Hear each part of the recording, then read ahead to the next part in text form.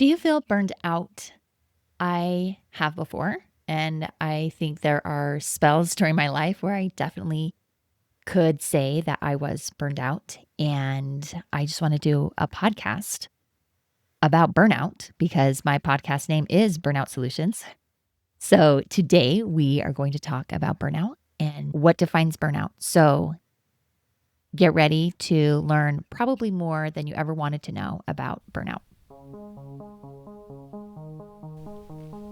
Welcome to Burnout Solutions, a podcast designed to help high achievers and healthcare professionals understand stress and how it can lead to burnout. Together, we'll explore how your brain and nervous system naturally work and why they sometimes hold you back, and how to overcome those challenges to fully enjoy the success you've worked so hard to create. I am your host, Mona Tippett, registered nurse, burnout coach, and resiliency educator.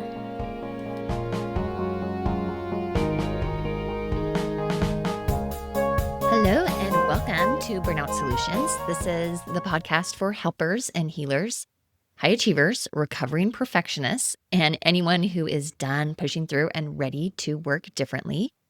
And if you're curious about how your brain and nervous system play into burnout, and more importantly, how to retrain them, you are in the right place. I'm Mona Tippett. I'm a registered nurse, a life coach, and I am fascinated with the nervous system. And I just love teaching people how to understand their stress response and take ownership of their well-being. I am alone this week with my 18-year-old, and the rest of my family is at a camp together. And my 18-year-old just came in to check on me in my office, and I had all these windows open. And he said, "What are you doing?" I'm like, "Oh, I'm just reading medical journals." And he rolled his eyes and left. And yes, I literally am a science geek. I love reading medical journals, apparently, and I love reading about the nervous system and burnout and stress. And in preparation for this podcast, I did learn some new things about burnout, and I wanted to share that with you today. I'm just going to call this episode Burnout 101. And today we are diving into the roots of burnout, kind of where it came from, how it shows up today, why a lot of people are experiencing it, and how you might be at risk too. I also want to explore the role of workplace systems. A huge one is your personal expectations and your perception, and kind of the history of burnout. So that's what I hope to talk about today. Let's start with the history. You might think that burnout is just a modern buzzword, but it actually has deep roots. And in the early 1970s, an American psychologist, Hubert Freudenberger, coined the term after he was working with recovering drug addicts. And he noticed that these individuals who were once idealistic and driven and overachieving gradually became emotional depleted, cynical, and flat. And he borrowed the term burnout from that drug culture as he worked with these patients as a psychologist. At the same time, across the country, Christina Maslach and her colleagues at UC Berkeley were hearing similar stories as they were interviewing professionals who were in the caring profession, human service workers. So teachers, nurses, police officers, social workers, lawyers. And they described a phenomenon of feeling emotionally spent and detached from their work. Maslach went on to develop the Maslach Burnout Inventory Scale, which is still one of the leading tools for measuring burnout today. I thought that was fascinating. However, burnout didn't begin in the 1970s. In fact, it has even shown up in ancient texts. And let's talk about the Bible. There was an article that pointed this out. There are biblical accounts of leaders like Elijah and Moses that experience emotional collapse after long periods of carrying the weight of other people's expectations. This is not going to be a Sunday school lesson, but a brief overview. Elijah, remember, he was arguing with the priest of Baal. He had this showdown, and they doused his sacrifice with water, and he asked God to light the fire, and God started the sacrifice on fire, and it burned the sacrifice. It burned the rocks. It was this miraculous thing, and he was trying to prove who God was. However, He expected that miracle would change everything and that everybody would repent and understand that was God. And when it didn't, and there was a death threat sent out, he flees the country, he goes into isolation, he goes into despair, he goes into this deep sleep, and he prays to God to help him feel better. Similarly, Moses, remember, he led the Israelites out of Egypt, and he only faced constant complaints from the children of Israel. They had so many unmet expectations. He eventually came burned out, and he begged God for help. He wanted, they were complaining that they wanted meat over manna. And so Moses asked for help with speaking, and he got Joshua, and eventually he appointed 70 helpers to share in the burden. So now there's actually something called Elijah's fatigue, which in the pastor world, that is a term that they use. And when I went through my nervous system training through the Forward Facing Institute, my coach was actually a post-pastor, and she was a pastor for only 3 years because she experienced burnout. And she told me it was just super interesting that all she did was deal with problems all day long from people who were turning to her for help, and they really expected her to fix them in her perception.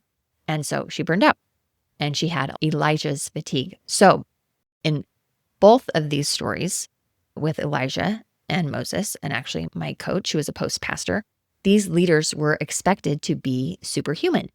And when the outcomes didn't match their hopes or the pressure became too much, they collapsed and became burned out. So does that sound familiar? Today, healthcare workers, which is what I have a love for because I am a nurse and I'm married to a physician, I really see burnout in a lot of healthcare workers. I also see it in teachers. I have clients that are teachers. We see it in first responders and lawyers, and in parenting. So many of us are expected to give endlessly, especially in the healthcare field. The goal is to push really hard, and when it's really hard, just keep pushing. We are expected to hold everything together. We are expected to stay emotionally steady and emotionally regulated for everyone else. We are expected to be superhuman. We are expected to not eat, not sleep, not use the restroom, not take breaks. I think of my husband in residency every third day would work 30-hour shifts. So he would start at 6 a.m. one day. The next day at noon, he would leave, and he would have off the rest of that day to sleep, do whatever, do errands, like whatever, and then start back the next day at 6 a.m. So it's just a culture. I think busyness and working harder is worn as a badge of honor. And the result is that people get burned out. So I wanted for a minute to just talk about how we sometimes use the word stress and burnout interchangeably, but they're not the same. And I actually have a future episode on the difference between stress and burnout. But today is just burnout. So burnout actually is defined by the World Health Organization as a medical syndrome. It's a diagnosis. This isn't just a rough week. It is chronic stress over time that has worn you out. And the World Health Organization identifies 3 main symptoms to have the diagnosis or be defined as having burnout. And the first is emotional exhaustion. The second is depersonalization or cynicism. And then the third is a reduced sense of accomplishment. So let's go into those just a little bit. Okay, so emotional exhaustion. What is emotional exhaustion? Do you feel drained by your work? Do you work with people all day long that requires a great deal of effort from you?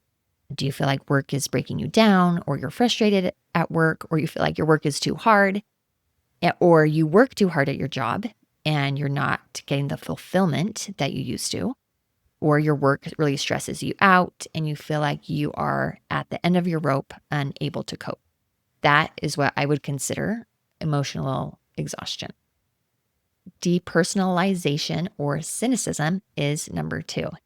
And I saw this a lot in labor and delivery when I worked. As funny as that is, I love labor and delivery nurses.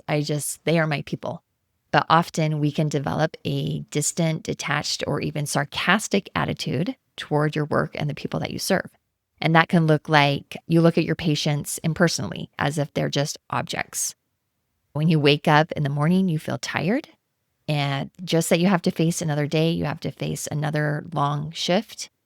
Maybe you have the impression that your patients or your clients make me responsible for their problems. And I see that a lot with doctors, that their patients don't seem to really do what they have recommended. And they just keep coming back and just say, fix me, fix me. And these doctors, at the end of the day, their patients is gone.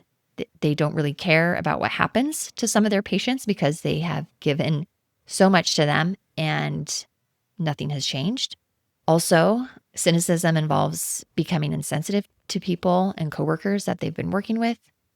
And sometimes they get nervous because they're like, my job is making me just so uncaring. I just don't have that empathy and compassion that I used to. So that can be a sign of burnout. And the last one is a reduced sense of accomplishment. So you feel ineffective. You feel like your work no longer makes a difference for you. You used to accomplish worthwhile things on this job. You used to be full of energy, but now you're not. It's hard for you to understand what your patients or your clients feel. When you look at your patients' problems, it's hard to feel like you have an effective solution. Sometimes you get emotionally dysregulated and you don't handle things calmly. You feel like you don't have a positive influence on your people or your patients anymore. And it's almost like you have created an environment that is toxic and not relaxed based on that reduced sense of accomplishment. It's like, I don't care and I don't care that I don't care. And it's hard to really feel like you make a difference when you're in that state. Now, here is where I love to add my lens as a coach, as a registered nurse, as a nervous system educator, because I have combined all of my learning together. And when I was in life coach school, when I was in my nervous system training through the Forward Facing Institute, I learned so many things that I had never learned in nursing school. Not in my psychology classes, not in my pathophysiology classes. I mean, sure, I learned the anatomy, I learned the physiology, I learned all about the 10 cranial nerves. I learned about specifically the vagus nerve. I could tell you afferent and efferent and neurons and how long it took for them to grow back, all of this stuff.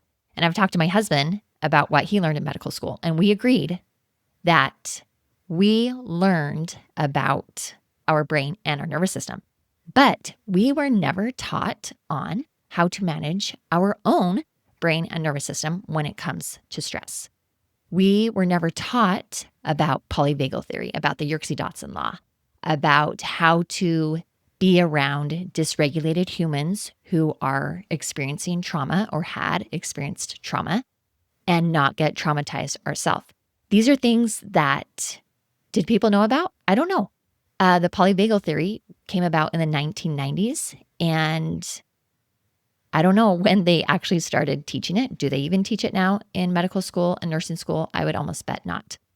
As teachers, as healthcare workers, we are not taught how to survive being around these other humans when they are experiencing really hard things, when they are at their worst, when they are in pain, when they are struggling, when they are suffering, for lack of a better word. And this is what I love about this work, is that I feel like now, with all of this knowledge that I've learned, I now have the owner's manual to my nervous system. I know how to rewire my nervous system to work for me and not against me. And this is what I love helping people do. Because here's the deal. Burnout is not just mental. It's not just in your head. It's not just brain work that you need to do, but it actually is physiological. And what happens is your brain and your body get stuck in survival mode. And when your sympathetic nervous system is always on, or when you drop into collapse, into the dorsal shutdown, and your vagus nerve can't really find its way back into your window of tolerance, it can't find its way back into your core values where you care, where you are passionate about your work. So many of the physicians and healthcare workers and even teachers that I talk to feel like they were called to this work and they love taking care of people and they have a passion for that. But it's hard to have that when you are burned out. So with our nervous system, this is where I love polyvagal theory. Burnout can often look like sympathetic overdrive. You are in constant motion. You can't slow down. You feel wired but tired. You're always going. You're always going. Or the opposite, dorsal collapse. You feel shut down, numb, unmotivated, isolated. Again, I don't care and I don't care that I don't care. Or often I see that you pendulum between the two. So you are either trying to really, really work hard and then you collapse and feel totally unmotivated. So your nervous system really is responding like there is a threat, even when there isn't one. And again, burnout is not a weakness. It's not a moral failure. What it is your biology is doing its absolute best to survive in a misaligned system, in a misaligned work environment or home environment. And I'll talk about misalignment in a minute. But I wanted to just share this story. I used to be the queen of pushing through. I still often am in certain areas of my life. And I remember driving from Austin, Texas to Madison, Wisconsin. We were moving. My husband was going to a fellowship in Madison and we were driving there. We had a 6-month-old and we were in separate cars, taking all of our stuff. And I remember a friend told me, this is how you drive across the country. You drive and drive. And when you feel like you can't drive anymore, then you drive 2 more hours. And I thought, yes, exactly. That is totally me. That is totally something that I would tell somebody to do. And that is a pattern that I have created in my life, whether it's through workouts, whether it's through my list of to-do things or projects. I've always prided myself on endurance and just keeping going. However, that is a mindset that hasn't always been helpful.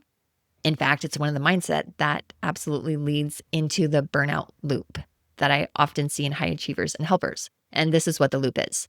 So the first is you start with a passion, a purpose, or even pressure that other people put on you or you put on yourself. So, Moses, he had a lot of pressure from other people to lead them. Doctors and nurses and police officers, lawyers, teachers, you have a lot of pressure from parents, from patients, from people that have these expectations of you to perform or help them.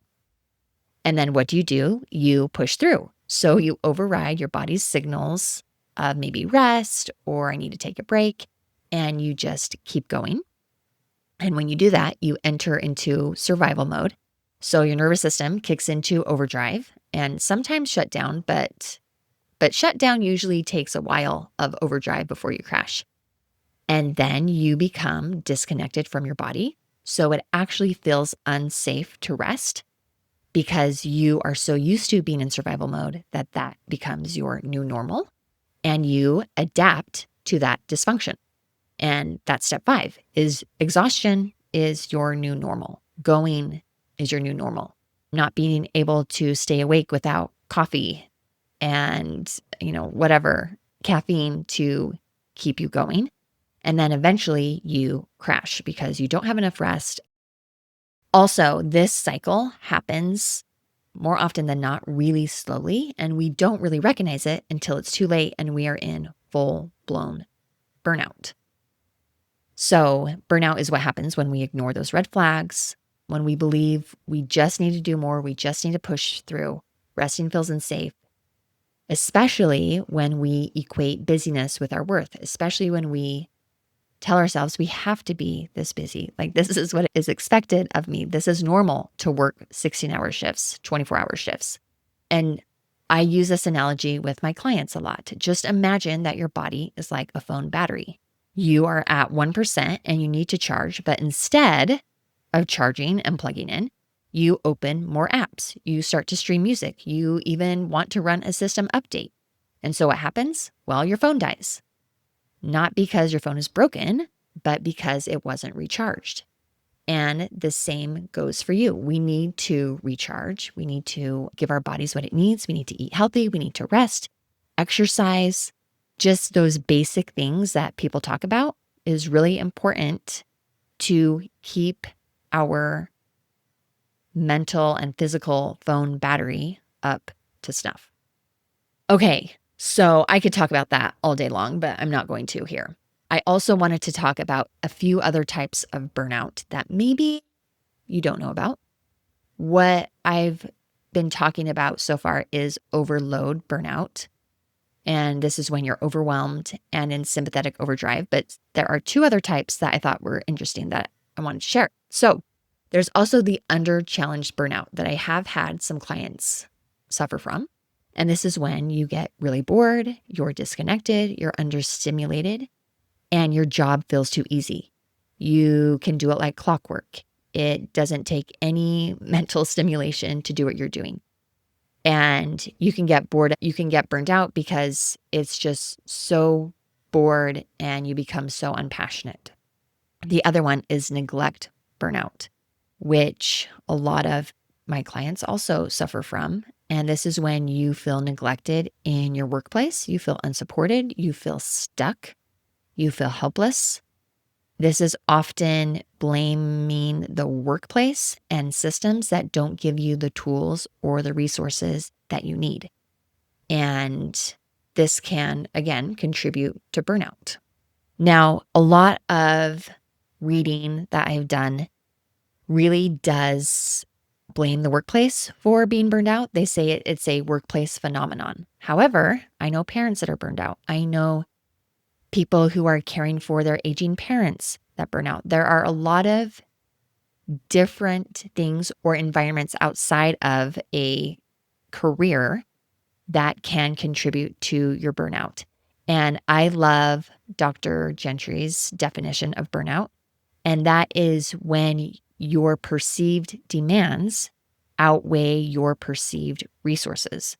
And I love that definition because it's about perception. It's about you feeling like there's something that is lacking, whether it be from the people around you or the system that you work in. And that's where I did want to talk a little bit about how your workplace and how systems can play a role in burning out. And Christina Maslach identifies 6 key mismatches between their people and their workplace that can contribute to burnout. So I just did want to bring these up, and I think they all make sense. The first is a workload. So you have a high workload or you're chronically overworked without rest. You are demanded to work overtime. I think about people who work in oil fields or on an oil rig for 6 months at a time, and they're working, 120 hours a week. Is that even possible? I mean, they're always working. And when they're not working, they have a hard time sleeping. They have a hard time shutting down. And they often get into drugs and alcohol and other coping mechanisms to help make them through. And that is not everybody. I'm not trying to make a blanket statement. But it's really hard to be in chronic overwork without rest, without getting into burnout. The second one is control. So lack of autonomy, or you are not involved in the decision-making power, or you are forced to do things that you don't love. And that can lead to burnout. That is a mismatch. The next is reward. So insufficient recognition or compensation. And this is either financial or just recognizing you, telling you that you've done a good job. People just don't feel like they're recognized for everything that they do. And I hear a lot of people complain about that, and I totally understand. The next thing is your community. So you work in a toxic environment, or you feel like you're isolated. You have a lot of poor relationships at work, and just being surrounded by toxic people, just being in a community that you don't love can really drive people out of that job and the workforce even, and lead to burnout. The last two are fairness and values. So fairness mean you perceived injustice or inequality. A lot of women that I talk to feel like they are treated unfairly. Even my son who works at a restaurant, he thinks it's unfair that he doesn't get as many hours as he wants, and the new people who they hired get more hours. So just the perceived fairness. And then values. So this is a misalignment between your values and your organization's. whether they're religious values or personal values, and that misalignment can be hard to navigate. So when any of these things are off, the risk of burnout skyrockets. We also can't ignore the cultural shifts that I've thought a lot about recently, that there has been a decline, in my opinion, of community support, people congratulating and acknowledging firefighters and police officers and doctors and nurses. And there's been a lot more complaining. When we think of Google reviews, we and I do the same thing. We look at a Google review of a doctor that we've been recommended. What do other people say? I mean, we take those as facts, and that withdraws the support, or it's the social media comparison of who's better and who's not. And did I get a 5-star review? Did I not? And from a healthcare worker's perspective, they get a bad Google review because the pharmacy didn't get their medication to them within 30 minutes. And so now the doctor has a bad review when the doctor has nothing to do with the pharmacy and how behind they were. So there's a lot of social media and comparison, and there's a lot of glorification of the hustle culture. I work with a lot of entrepreneurs and business owners, and there's a lot of hustle going on to try and be successful. And just the idea that self-worth is tied to productivity. So all of these things just add up to burnout. Okay, so let's move on to the good news. Well, it's the best news ever that you can rewire your brain and your nervous system to work for you and not against you. And when I've talked to people about burnout and I say, what have you done, or what do people tell you? And often people just say that the cure for burnout is self-care. And self-care is a very interesting word, because when I hear the word self-care, as well as other people, they think of bubble baths, they think of chocolates, they think of getting a massage, they think of going on vacation. But let's be honest, you can never eat enough chocolate to not be burned out. You can never go on a long enough vacation that when you come home, your real normal day-to-day life has improved. Chronic dysregulation is really the problem, and you can't take enough bubble baths to have that go away. So I'm just going to give 3 suggestions on how true recovery starts from burnout. And the first, I hate to break it to you, but it is awareness. And I just want you to be aware. Learn to recognize the signs of burnout. Learn to recognize the mismatch that you might have at work. Learn to recognize the pressures that are put on you, either by your workplace or by yourself. And start to ask yourself, do I feel emotionally flat? Do I feel cynical? Do I feel sarcasm and exhaustion? Is this just a rough week or a rough day? Or has this been going on for 6 months or a year? Are my personal relationships starting to be affected by my workplace? Or am I showing up differently? Are my core values not important to me anymore? So just when we can admit that there's a problem, or even asking someone that you love and trust to be honest in a kind way with you, can help build our awareness that something is different and we need to do something. The second is safety. So your nervous system actually needs to feel safe to rest. And if you don't have a personality that goes and performs, and when somebody tells you, well, you just need to rest. Well, that would be great if I actually could rest. But when I sit down, I might be resting physically, except my brain is going a million miles an hour and telling me all the things I should be doing, because now I'm home from work and I had to stay there late, and now I have all these things to do at home. And if you don't understand that, then you, thank goodness, don't have that pattern. But for those of us who do or did, this is a pattern where your nervous system actually does not feel safe resting. It feels off. Our new normal is to go, go, go, go, go. And so to rest and recharge isn't something that we can do very easily. So you can retrain your nervous system through purposely relaxing your body several times throughout the day in micro moments. This is like taking 3 seconds of your day and relaxing, taking big, deep breaths before you go into a patient's room, practicing mindfulness, doing gentle movement, making sure you're getting your exercise, making sure you're eating healthy with protein and vegetables, also setting boundaries, and co-regulating with safe people. This is huge. When you cannot regulate yourself, it really, really helps to spend a lot of time with people who are well regulated. And of course, I can't leave out that I am a coach, and this is what I help people do, is to retrain their nervous system into safety. And then the last one is alignment. So find where your life is misaligned with your nervous system needs. This takes time, but real recovery honors your biology, your energy, and your values. So what is your workplace or the people that you're caring for demanding of you that you find is a mismatch? Where do you need to step back and analyze, why am I here? What am I doing? Is this bringing me passion? Did it used to bring me passion, and why is it not?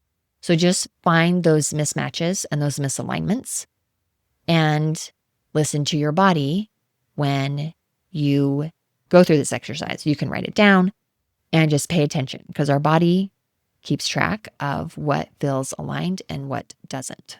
And when I talk about misalignment, I want you to understand that this is a long game. This doesn't happen overnight.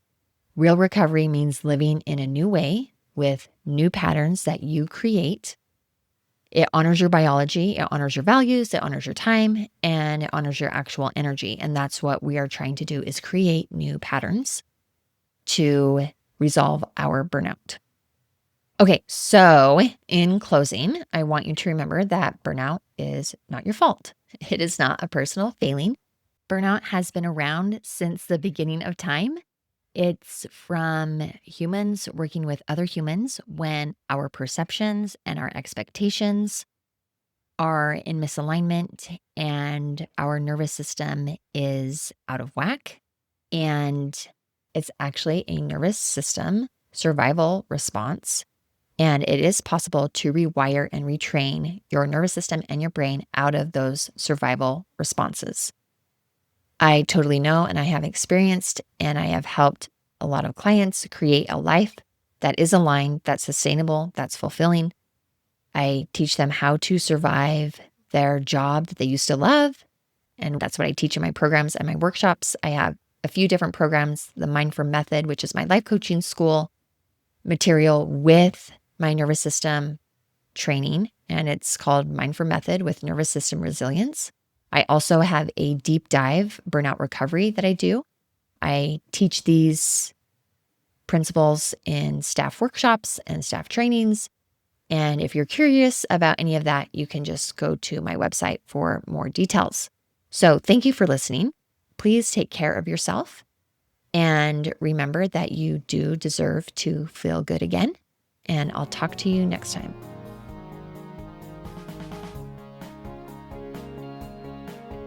Are you still listening? Holy cow. Thank you so much. I appreciate your time. I absolutely know that your time is valuable. I absolutely know that you could be doing so many other things, listening to a different audiobook or a different podcast. And I really do appreciate you spending time with me today. If you could do me a favor and please just give me a rating and a review on either Apple Podcasts or Spotify or whatever podcast app you're listening to, I would so appreciate it. I would also appreciate it if you could share it with a friend or a sibling or your mom or somebody who you think would find this information helpful. Thank you.